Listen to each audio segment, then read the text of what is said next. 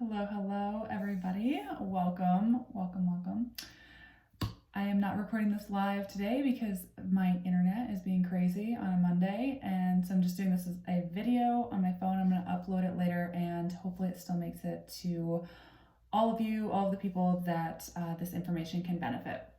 So I am so glad that you're here with me today because I'm talking about a topic that is very near and dear to my heart, because it's a topic that I have struggled with a lot in the past, and I want to offer some of the tools and techniques that have been most helpful for me in the hopes that they can also be helpful for you as well.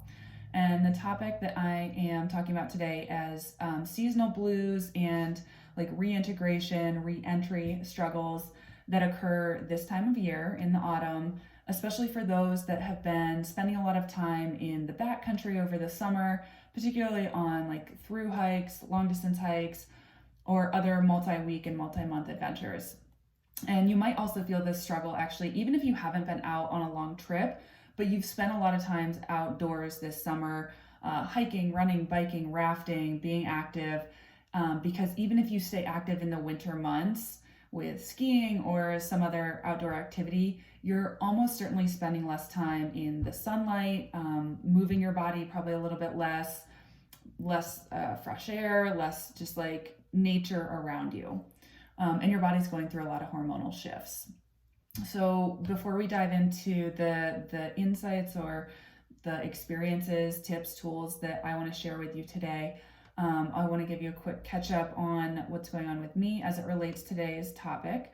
So I just returned from 3 weeks of guiding in Yosemite, which was amazing. And more broadly, I am reintegrating back home after a very full summer of adventuring that started, it was in mid-May with the Great Basin Trail, which if you're curious about that at all, I have a few blog posts and a few videos about that as well.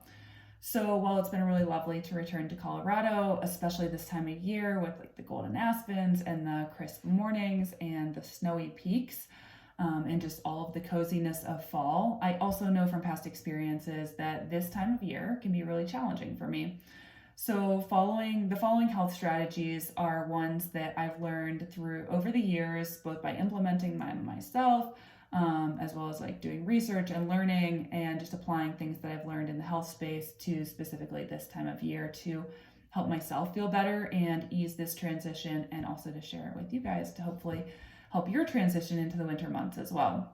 And I know many of my friends and many of you probably also are returning after a year of big adventures and settling back into wherever is home for you and into the winter months. So hopefully some of these reintegration tips that I want to offer today can support you as well. And I think that some of these are unique because a lot of people talk about various tips for like post-trail depression and reintegration. But these specifically are, at least most of these are going to be from like a health standpoint, like physical things that you can do for your body to support yourself on more of like a biochemistry level that can then support yourself to have like better mental health, essentially. And before we dive into that, I want to mention that I do have 2 private coaching spots that are available right now. They're opening up later this month. And so this would be ideal for you if you are wanting to prioritize your health this winter, make some big changes in your health, and also set yourself up for feeling awesome when spring rolls around and when you're ready to start adventuring again.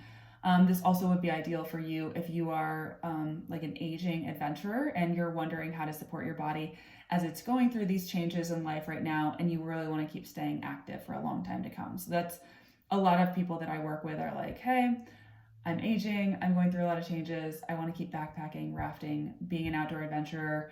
Can you help support me on helping me learn how to best support myself through this transition so I can really keep doing what I love?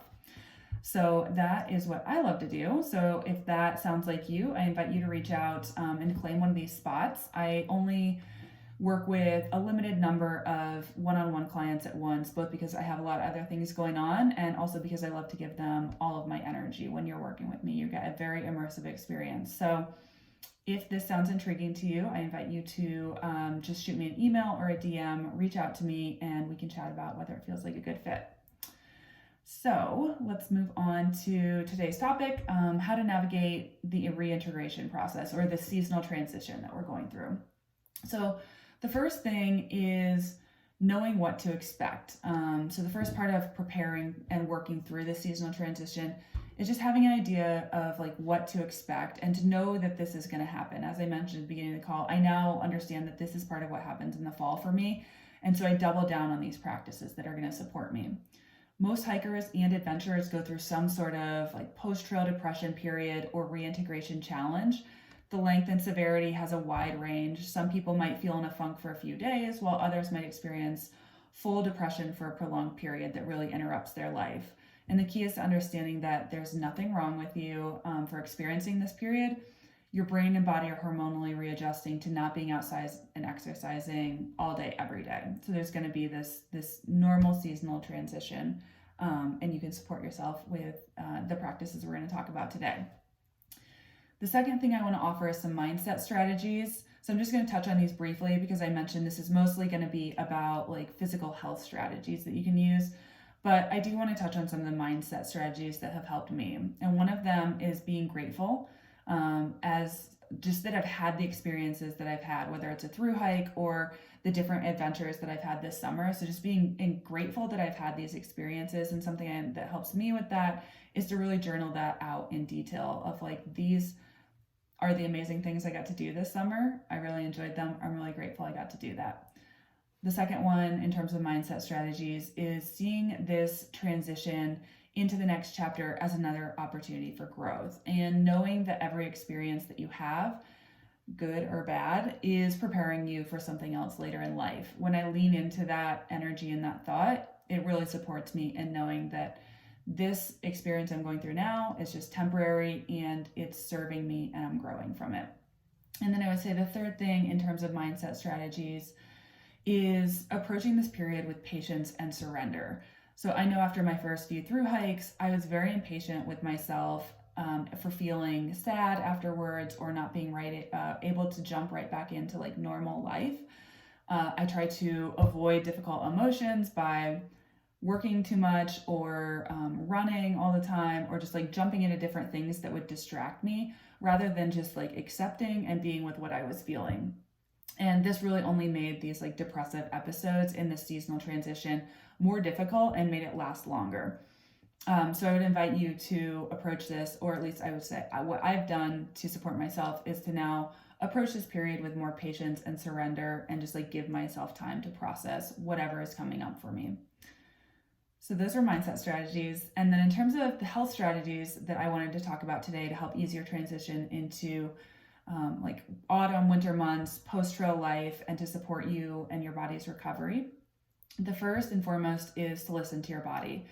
That's the number one way to support yourself after a big adventure, is to listen to your body and to honor its needs. As I was just mentioning, after through hikes, I'm always tempted to jump back into really vigorous training before my body is actually ready. I just convinced myself that, a week of rest was enough. I should start training again to take advantage of this fitness level. And I end up creating like an overly ambitious training schedule. I stick to it for a week or two. My body rebels or my mind rebels. And then I find myself not following on it and feeling bad about myself for that. So just remember that your body and your mind need time to relax and repair. It's like nature has seasons. We have seasons as well. And autumn and winter are often seasons for getting a little bit more rest, letting yourself repair, kind of going into like winter fallow months before you could ramp it up again in the spring. So just keep that in mind and give yourself adequate recovery period, both mental and physical rest. The next strategy that I want to offer is to get ample sunlight, especially in the morning. So as diurnal creatures, sunlight is one of the most powerful regulators of our body's internal clock, and it really plays an important part in overall health. So the body's internal clock governs our natural cycles, including sleep and wakefulness, as well as hunger, mental alertness, mood, stress, heart function, immunity, and much more. And research has found connections between disrupted internal clock and things like traffic accident, workplace injuries, chronic health issues, ranging from things like diabetes to heart disease and even cognitive decline. So the internal clock impacts the secretion and the rhythms of hormones like serotonin, melatonin, and cortisol. And exposure to bright light during the morning sets the clock for melatonin production to increase 14 to 16 hours later, allowing you to enter into sleep more easily. And furthermore, this melatonin phase advancement can be effective against insomnia and seasonal affective disorder. And I know many hikers who end their hikes in the autumn time fall prey to both of those conditions. I definitely have had that experience.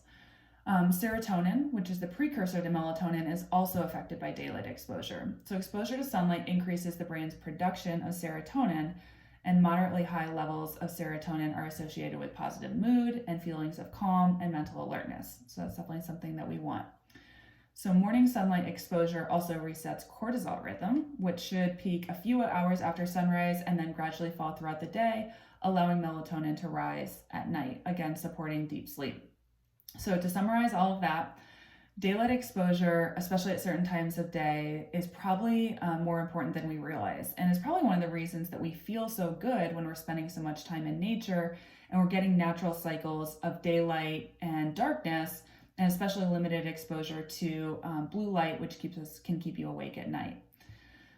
So to set your clock once you're back home, or to reset your clock whenever, get as much bright light as you can before noon, and particularly I would recommend getting natural light, even if it's just 10 minutes within the first hour of waking, because being outside as opposed to taking in daylight that's filtered through a window is the most effective option, as daylight is 50 to 100 times stronger than indoor light.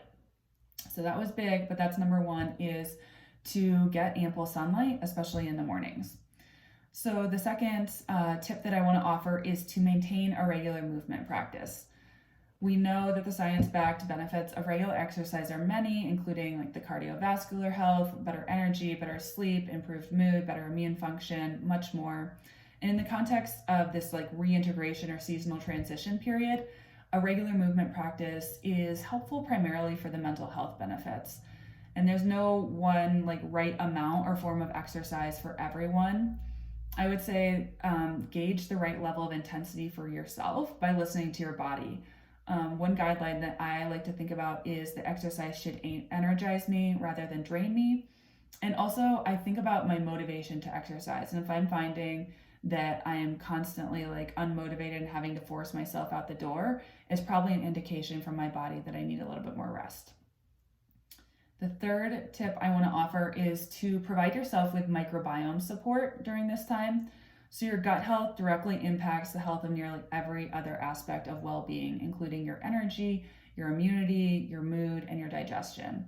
And furthermore, important hormones and neurotransmitters, including 90% of serotonin, which we just talked about, is produced in the digestive tract. So this is why taking care of your microbiome is one of the best ways that you can support yourself mentally, physically, and emotionally after a big hike or a big adventure season.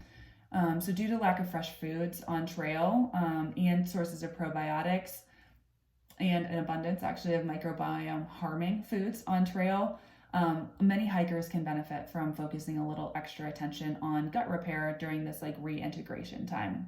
And this can be done by including more soluble fiber in the diet, increasing intake of probiotics and supplements that are like high quality probiotics, and also minimizing foods and substances that destroy the microbiome.